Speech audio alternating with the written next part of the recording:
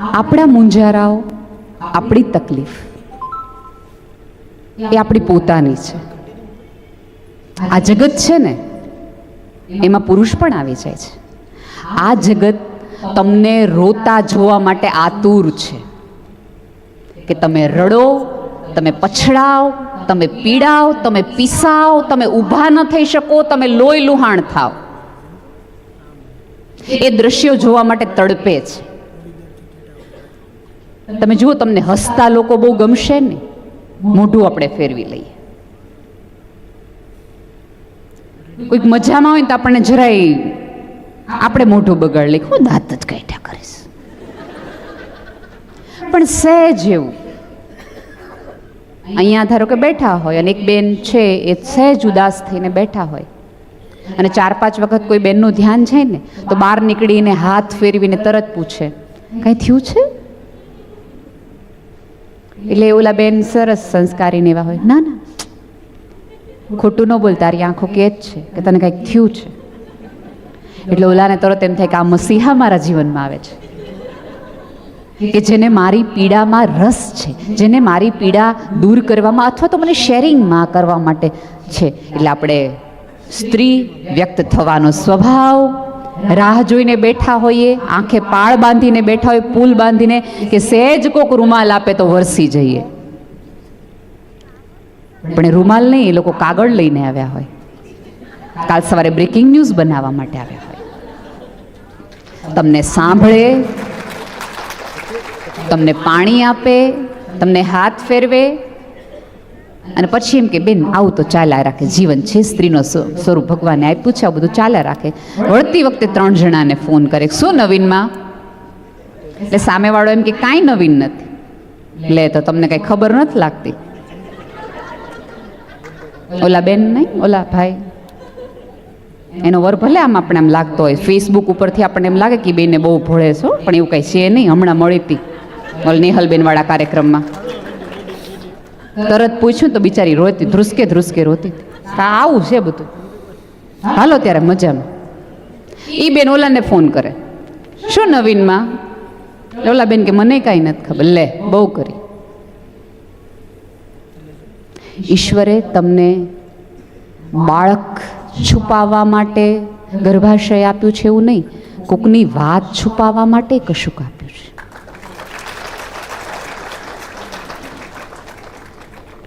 અને સ્ત્રીઓની મોટામાં મોટી નબળાઈ કઈ છે ખબર છે? કે પોતાની વાત હોય ને તો એના પતિને ન ખબર પડે. એ તો ભલું થજો મોદી સાહેબનું જે કાળું નાણું ગોતી આવ્યા સ્ત્રીઓનું, બાકી પતિઓને નહોતી ખબર કે ક્યાં સુધી એમની પાસે પડ્યું છે.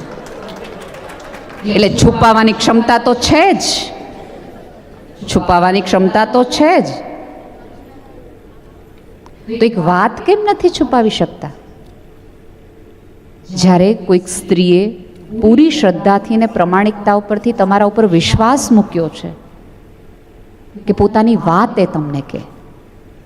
અને અહીંયા તો તમે એવી બધી સ્ત્રીઓ છો કે જે 8-8 મહિના 9-9 મહિના એકલી રહ્યો છો. હું તો આજે સવારે બહેનો મને બધી જે વાત કરતી હતી, અને બેન મને નાગવા બ્રિજની ડ્રાઈવ કરાવી રહ્યા હતા, અને ઉછળતા એ મોજાઓને હું જોતી હતી ત્યારે મને એક એવી કલ્પના થતી હતી કે દરેક દરિયા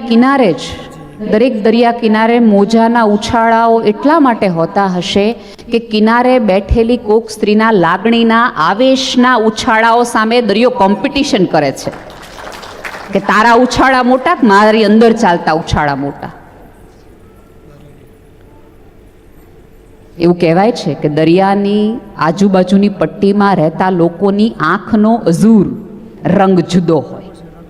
એ રંગ ક્યાંક ઝુરાપાનોય હશે, કારણ કે પુરુષ દરિયા વચ્ચે ઝુરાપો ભોગવે છે અને સ્ત્રી દરિયાની ઓલે પાર. ઝુરાપો તો બંનેનો સરખો છે, પીડા તો બંનેની સરખી છે. ઘર ઓઢીને બેસી રહેવું એ જરાય નાની ચીજ નથી.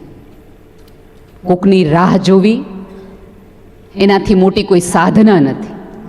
એક એવું કહેવાય કે શબરી ભગવાન રામની રાહ જોવે તો એ ભક્ત કહેવાય. એક સ્ત્રી પોતાના પુરુષની 8 મહિના રાહ જોવે ને કાંઈ ન કહેવાય.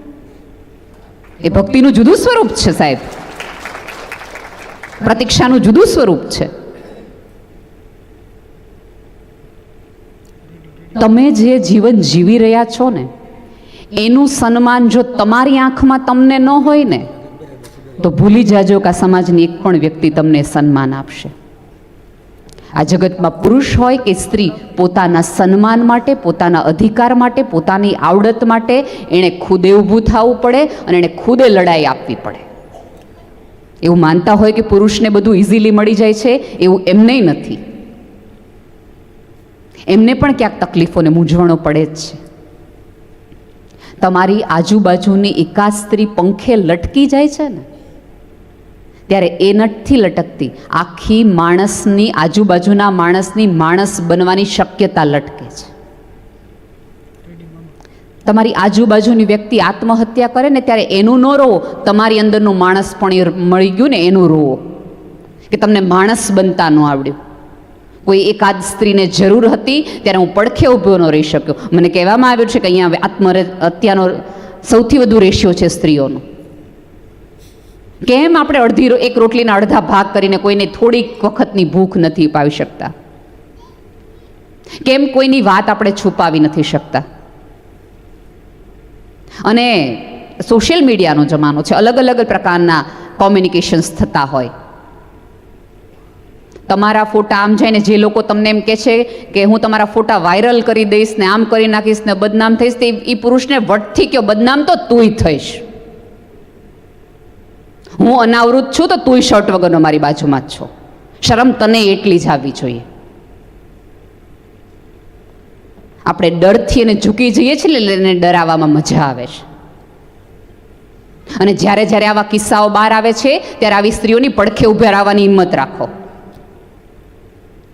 કે પ્રેમમાં, લાગણીમાં ક્યારેક આવી ભૂલ થઈ જાય. આ જગત છે, આ તકલીફ, આ સભ્યતાની એ જ છે કે પુરુષને 100 ભૂલ કરવાનો અધિકાર આપે છે, સ્ત્રીને 1 ભૂલ કરવાનો અધિકાર પણ આ સમાજ આજે નથી આપતો. મને તો એ રીતથી, માફ કરજો, એ રીતથી કે તમારી પત્નીની નનામી નીકળતી હોય, જેની સાથે તમે જિંદગીના 20 વર્ષ 30 વર્ષ જેનું પડખું સેવ્યું હોય, જે સ્ત્રીએ તમારી માટે ઉજાગરા કર્યો, જે સ્ત્રીના રૂવાડાઓ થકી, જે સ્ત્રીના સંઘર્ષ થકી, સ્ત્રીના ગોઠણના ઘસારા થકી તમારું ઘર ઉજળું થયું હોય, એ સ્ત્રી શમશાને જતી હોય, 3 જણા તમને રોકે કે તારે શમશાને ન જવાય ને તમે ઊભા રહી જાઓ, એમાં જ તમારું બધું વયું ગયું. જસ્ટ એકાદ માટે કે તું શમશાને જઈશ તો તું પછી પરણી નહીં શકે. તરત ગોળ, અરે તમને ગોળ ગળે ઉતરે હેનો, તમને ચાંદલો કરવા આવે તમારે મોઢું ફેરવી લેવું જોઈએ. અને આવું બધું સ્ત્રીઓ કરે ત્યારે તકલીફ થાય છે. ત્યારે એવું લાગે કે કોઈક સ્ત્રીની બાજુમાં નથી ને, એટલા માટે આ હિંમત થાય છે. તમે ક્યારેય કોઈ પુરુષને એકબીજાને ઈર્ષા કરતા, એકબીજાના સુખનું વલણ કરતા તમે ક્યારેય નહીં જુઓ. તમે જુઓ કે કોઈક સ્ત્રીનું સન્માન થતું હોય અથવા કંઈક થતું હોય તો આપણે 4 જણા એમ કે હવે એમાં હું ને શાકની લારી કરી, એમાં બધાય કરે જ છે ને, આપણે આ વાક્ય કરીએ. એકાદ પુરુષનું સન્માન થતું હોય ને તો બધા પુરુષો તાળીઓ જ પાડે. કોઈ દિવસ એમ નહીં કે આણે ગાડી લીધી છે ને તો આપણે ગાડી લેવી જ છે, એની પાસે રિલાયન્સના શેર છે ને તો મારે ટાટાના લઈ લેવા છે, બધું દેખાડ દેવું છે. એણે 100 વારનો પ્લોટ લીધો છે ને તમારે 200 વારનો પ્લોટ લીધો છે. એ ક્યારેય કોમ્પિટિશનમાં નહીં પડે. એ હંમેશા પોતાની પાસે જે છે ને એનો ભરપૂર રાજીપો છે, એટલા માટે પુરુષ આગળ છે. પુરુષ છે ને એ અરીસામાં નથી જોતો, એ આવતીકાલમાં જોવે છે. અને આપણે સતત અરીસામાં જોયા રાખીએ છીએ આપણા બાહ્ય શરીરને, અને એકાદ ધોળા વાળ માટે આપણે ડિપ્રેશન આવી જાય છે કે હવે બધું પૂરું. કોઈ અહીંયા લગભગ, અરે માતાજી તમને ઝાઝા વાળ દે, પણ ઘણા બધાના નથી. તમને ક્યારે એવું ડિપ્રેશન આવતા કોઈ પુરુષને જોયું છે કે હવે પેટ વધી ગયું ને બિચારા બહુ દુઃખી છે, કે એના વાળ ઓછા થઈ ગયા ને એટલે એને ડિપ્રેશન આવી ગયું છે, એને મજા નથી આવતી? મેં એવી કેટલી સ્ત્રીઓ જોઈએ છે કે જેને કાળા કુંડાળા થઈ જાય. મારે તો કાળા કુંડાળા છે એટલે મને એક ડૉક્ટરે ફોન કર્યો હતો કે બેન અમે બધી એવી થેરાપીઝ આપે છે અને ઓલી સર્જરી કે કંઈક લેઝર કે એવું બધું કરીએ છીએ કે જેનાથી તમારા ડાર્ક સર્કલ જતા રહે. એ પછી મેં તો શું થાય? એ કે તમે સારા લાગો. મેં કીધું ના રે ના, આ ડાર્ક સર્કલ તો તમારે રાખવા છે. હું અરીસામાં જોઉં ત્યારે સતત મારી જાત મને આપવી જોઈએ કે આ કાળા કુંડાળા તને કેટલાય મૂંઝારામાંથી મળ્યા છે. આ તો મારા મને મળેલા રિવોર્ડ છે, સર્ટિફિકેટ છે. મેં આ મેડલ છે ને એના તો કદાચ ઝાંખા થઈ જશે, મારા આંખના નહીં થાય. એ દરેક કરચલીએ હું કહી શકીશ કે આ ઓલી કરચલી, ઓલી અડધી રાત્રે મને ઓલા માણસે સુવા નહોતી દીધી, આ એની કરચલી છે, મારા નામે લખો, આ એની છે. એટલે તમારી કરચલી, તમારા ધોળા વાળ, તમારા કાળા કુંડાળા માટે ગર્વથી કહો કે અનેક વ્યક્તિઓને હા પાડવા માટે મેં જાતને અનેકવાર ના પાડી છે ને, આ એના છે. આપણે ત્યાં દર વર્ષમાં એકાદ વાર માળિયું સાફ કરવાનું છે. હાલાકી માળિયું કોઈ જોવાનું નથી. કોઈ મહેમાને આવીને તમને બેસતા દિવસે એમ કીધું બતાવો તો માળિયું, ઇન્સ્પેક્શનમાં આવ્યા છીએ, કોઈ નથી પૂછતું. તેમ છતાં શું કામ કરીએ છીએ? હું કહું એ માળિયું સાફ એટલા માટે વર્ષમાં એકવાર કરવાનું હોય કે આપણને એક સ્ત્રીને ખબર પડે કે કઈ ઉંમરે માળિયામાં તે શું ચડાવી દીધું તું. તારી સ્વપ્નાઓ, તારી ઈચ્છાઓ, તારા મૂંઝારાઓ, તારા અપમાનો, તારા સન્માનો એ તે માળીએ ચડાવ્યા છે. વરમાં એકવાર તો ઉતાર કે તને ખબર પડે કે હજી આ જીવવાના બાકી રહી ગયા છે.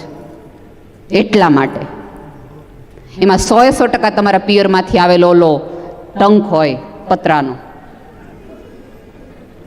તમારી લગ્નની પહેલી સાડી હોય કે જે તમને તમારી જુવાની યાદ કરાવડાવે, તમારી અંદરનું સ્ત્રીપણું, તમારી અંદરમાં રહેલું એ ચંચળપણું, તમારામાં રહેલું એ નદીપણું તમને યાદ કરાવવા માટે વર્ષમાં એકવાર તમારે કરવું જોઈએ, જેથી એક સ્ત્રીને યાદ રહે કે હું શું હતી અને હું શું થઈ ગઈ અને મારે શું બનવાનું છે, શું માળીએ મૂકવાનું, શું અભરાઈએ ચડાવવાનું અને કયું ઉજળું કરીને બહાર લાવવાનું, એ તમને યાદ કરવા માટેની આ બધી મનોવૈજ્ઞાનિક એક્સરસાઇઝ છે.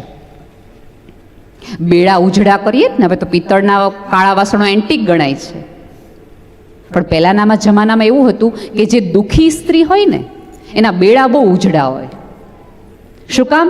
કે ઘસી ઘસી ઘસીને પોતાનો મૂંઝારો એમાં નાખ્યા રાખે. અને જાત ઘસે, હવે એ બેડા ઘસે છે કે જાત, તો એ આત્માને પૂછાતો પ્રશ્ન છે. અને સભ્યતા ક્યારેક પોતાને આત્માને પૂછે જો હોય તો કે આ ઉજળાપણું ક્યાંથી આવ્યું. દરેક સ્ત્રીઓને મારી વિનંતી છે કે જ્યારે ઘરની બહાર નીકળો ને, હમણાં જ એક જગ્યાએ મેં સવારે વાત કરી કે દરેક સ્ત્રી માટે એવરેસ્ટ ચડવો ને એ સહેલો છે, પણ ઘરનો ઉમરો હિમાલય જેવો ઓળંગવો ને સૌથી અઘરો છે. કારણ કે જેવું પગ બહાર મૂકીએ ને પહેલા પગલે બેકગ્રાઉન્ડમાંથી અવાજ આવે નહીં. બહાર નીકળતી વખતે 100 વાર વિચાર કરજે આ ઘરના બારણા બંધ થઈ જશે. આજે પણ 2023માં પણ 20 વર્ષ જે ઘરમાં તમે આપ્યા હોય, જેના સંતાનો તમે મોટા કર્યા હોય, જેની 3 પેઢીનું, જેના પપ્પાનું શ્રાદ્ધ યાદ કર્યું હોય, જે દાદી જોયા જ નથી એનું ડોશી શ્રાદ્ધ કર્યું હોય, એ ઘરમાં રહેતી સ્ત્રીને કોઈ પણ પુરુષ કહી દે કે ભાઈ જો ન ફાવતો હોય તો ઘરે વયા જાજો. મને જ્યારે કોઈ એવું લખવાનું આવે ને સરકારી કાગળોની અંદર કે તમારું કાયમી સરનામું લખો, ત્યારે સેકન્ડ વાર માટે પેન ધ્રુજી જાય. છે કોઈ કાયમી સરનામું જે હું લખું? નહીં. એ તો ઊભું કરવું પડે. હવે કિંમત ચૂકવવી પડે અને મૂલ્ય કમાવવું પડે. તમારા મૂલ્ય કમાવા માટેની દોડ કરો. તમારી ગેરહાજરીથી સમાજને મૂંઝારો થવો જોઈએ. તમારા ચાંદલાની ગેરહાજરીથી નહીં, તમારા ન હોવાના કારણે લોકોને એમ થાય કે આ નહીં હોય તો દાળનું માપ કોણ કાઢશે, કે 20 જણ આવ્યા હોય તો કેટલી દાળ મૂકવી. કુટુંબમાં પ્રશ્ન થાય તો એને એમ થવું જોઈએ કે ઓલા કાકીને બોલાવો, એના સિવાય ઉકેલ નહીં નીકળે. તમારા પહેરવેશ, તમારા આવરણ, તમારા સ્વભાવના લીધે તમને ઓળખવા જોઈએ. હું તો ત્યાં સુધી કહું છું કે તમામ સ્ત્રીઓએ પોતાના સ્વતંત્રતાની લડાઈ છે એ વસ્ત્રો માટેની નહીં, વિચાર માટેની હોવી જોઈએ. તમારા વિચાર થકી તમે વધુ સુંદર છો. મારા ઘરેણા મારા વિચાર છે. ઘરેણા તો આપ બળે કમાઈ લઈશ અને પહેરી લઈશ. કેમ આપણે એ બધામાં ક્યાંક મૂંઝાઈ જતા હોઈએ છીએ? મહાભારતની એક બહુ સરસ કથા છે. જ્યારે નારદ અને ગરુડજી ગાલ્વ ઋષિને ત્યાં ઘોડા લેવા માટે, સ્વર્ગમાંથી એક લડાઈ માટે લેવા આવ્યા, ત્યારે એ ગાલ્વ ઋષિના પત્ની છે, એમને બહુ સરસ મજાની આગતા સ્વાગતા કરી, બહુ જ આનંદ થયો. રમવા દો ને બેન બાળકને, ભલે ને રમતો, એને પપ્પા રમે તો આપણે ઉપાધિ કરીએ, ભલે રમતો, મન કાંઈ નડતું નથી, રમ રમ બેટા રમ. એને પપ્પા રમતા હોય તો આપણે જાવ ને છે જા હજી. એ ગાલ્વ ઋષિને પત્ની ગરુડની અને નારદજીની બહુ જ સુંદર સેવા કરી અને પછી થાકીને શાંડિલી નામની એમની પત્ની આરામ કરતી હોય છે. આરામ કરીને જીવી ઉઠે છે એટલે ઓલું ગરુડજી જે છે એ સાવ લાશ જેવા થઈ જાય છે, માંસ જેવા. એની પાંખો ઉડતી જ નથી. વિષ્ણુનું વાહન જે ગરુડ, એ ગરુડની પાંખો ઉડતી નથી, ખુલતી નથી અને સાવ લાશ જેવા થઈને આમ આમ પડ્યા હોય છે. ઋષિપત્ની આવે છે અને પૂછે છે કે આ શું થયું તમને? એ કે ખબર નહીં, પાંખો નથી ખુલતી, ઉડવાની કોઈ તાકાત જ ન હોય ને, શરીરમાં કોઈ નૂર ન હોય ને એવું લાગી રહ્યું છે. એટલે ઋષિપત્નીઓ પૂછે છે, કોઈની નિંદા કરી હતી? કોઈની નિંદા કરી હતી તમે? કોઈ નિંદાનું પાપ તમારાથી થયું છે? ત્યારે ગરુડજી એવું કહે છે, મેં કોઈની નિંદા નથી કરી, માત્ર તમે સૂતા હતા ને ત્યારે તમારું રૂપ જોઈને મેં એટલી મારા મનમાં જ વિચાર કર્યો હતો, તમારું રૂપ જોઈને, તમારું સ્વરૂપ જોઈને, તમારી આગતા સ્વાગતા જોઈને, તમારી રીતભાત જોઈને મેં માત્ર એટલો વિચાર કર્યો હતો કે આવી સુંદર સ્ત્રીએ જંગલમાં ન રહેવાય, બ્રહ્માંડના બ્રહ્માણી થઈને રહેવાય. આટલી કલ્પના જ મેં તો ખાલી કરી હતી. ત્યારે ઋષિપત્ની અટ્ટહાસ્ય કરીને એવું કહે છે કે જે મહાભારતમાં લખેલું વાક્ય છે, સ્ત્રીની મરજી વિરુદ્ધ, સ્ત્રીની ઈચ્છા વિરુદ્ધ સ્ત્રીના સુખની કલ્પના કરો ને એ પાપ છે. અને આપણે અત્યારે બે ધડક કહી દઈએ છીએ, એને સોનું આપી દો મજામાં, એને સાડી આપી દો, હાઈટ ઓફ ઇટી છે, પુરુષ દેવા માંડ્યો ને સ્ત્રી સ્વીકારવા માંડી. તમારા સન્માનના ભોગે જો તમને ઘરેણા ફાવી જતા હોય તો કાંઈ વાક નથી, તમે લાગના છો એ પીડાના. વટથી કયો કે એક પણ ઘરેણા વગર ચલાવી લઈશ, પણ જાહેરમાં અપમાન નહીં ચલાવી લો, એ નહીં ચલાવી લો. અને એક હમણાં જ મને ફેસબુકમાં આવેલું એક છોકરીએ મેસેન્જરમાં મેસેજ કર્યો હતો કે મેડમ, અમારે ઘણા વખતથી સરસ મજાની દોસ્તી છે, અમારે પ્રેમ છે, હવે મારી મમ્મી પપ્પા રાજી થઈ ગયા છે, અમે સગાઈ કરી નાખી છે ને હવે થોડાક દિવસમાં અમારું લગ્ન છે. અને પણ બેન તકલીફ એ છે કે મારા ફિયાન્સી છે ને એનો સ્વભાવ બહુ ગુસ્સાવાળો છે અને ગુસ્સામાં ક્યારેક મને મારી દે છે. મને પ્રેમ બહુ કરે છે, મને મારી દે છે, એટલે મને મારે છે.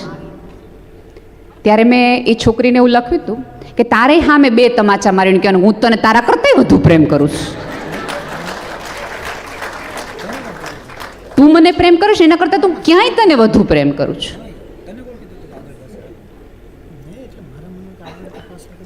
અમુક હાથને એકવાર માફ કરાય, પહેલી વાર થાય ને એને ભૂલ કહેવાય, બીજી વાર એની વસ્તુ રિપીટ થાય તો એને પાપ કહેવાય, ત્રીજી વાર તો એને મૂર્ખામીમાં જ ગણાય. આવેશમાં એકાદ કૃત્ય થઈ ગયું હોય એની હું નથી કરતી વાત, પણ સતત થતું હોય તો જાતને સવાલ કરાય.